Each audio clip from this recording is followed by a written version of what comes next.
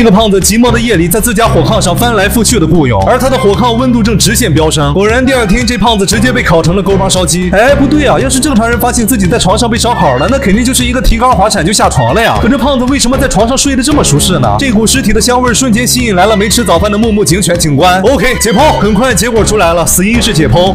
死因是心脏骤停猝死。昨晚这人喝了好多酒，还是司机小帅一路把他架回了卧室。OK， 你就是凶手是吧？他死那会儿你有没有不在场证明？没想到这小帅证明充分的离谱。昨晚他为了让死者安稳的睡一觉，于是去药店买了点头孢，毕竟头孢配上啤酒，阎王冲他招手。药店店员可以为他作证，只是还没等小帅喂他呢，这胖子就在床上被烧好了。突然死者家的长毛猫走了过来，饿得吱哇乱叫。混账，木木警官还在呢，不知道猫科与犬科是天敌吗？这会儿柯南发现房子里的花都枯掉了，但离谱的是这花明明是昨天刚买的呀。同时桌上的糖也有化掉的痕迹，这太奇怪了。花和糖就证明了昨晚整个房间温度极高。死者的长毛猫可是特别怕热的品种啊，它为啥昨晚就没被热死呢？突然柯南脑袋微微一炸，这个小帅这么帅，怎么只甘心当个司机呢？然而一问柯南惊了，这小帅竟然以前也是写代码搞软件的。不对啊，你这发量不对啊！原来小帅软件公司开了没2年就被人给搞垮了，这才保住了一头秀发。瞬间柯南脑袋轰的炸开，看来搞垮他公司的就是那个被烧烤的胖子，而小帅就是烧烤师傅。可是这也太扯了，就算有能控制室温的装置，那温度也不至于上升到火葬场级别把人烤死呀。突然思考的柯南不小心踩到了一滩不明液体。别骂了，别骂了，我年纪这么大还是个光棍，平时免不了吃冰淇淋呀。这一说，柯南突然发现这么热的天，博士竟然没开空调。原来啊，像博士这种满肚子油水的老登，室内外温差太大是有可能引发心脏病的。瞬间柯南脑袋再次炸开，原来他是利用了反向思维进行的杀人。画面一转，柯南当面拷打小帅，并用博士制造的道具成功将他支开，自己在他的电脑上找杀人软件。咱讲话的博士版权意识很强啊，就算进大牢也得让别人知道这道具是他做的。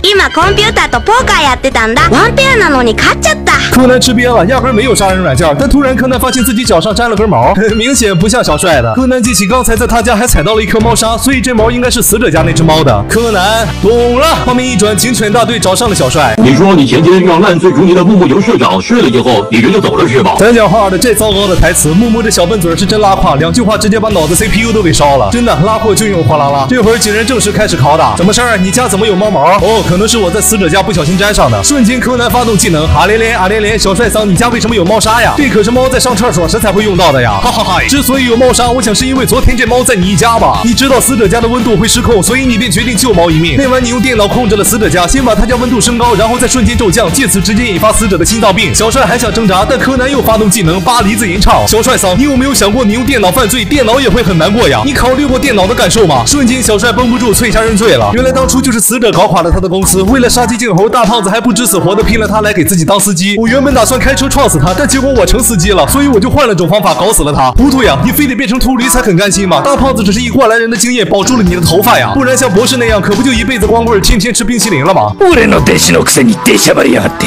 いつから俺がおっちゃんの弟子になったんだよ。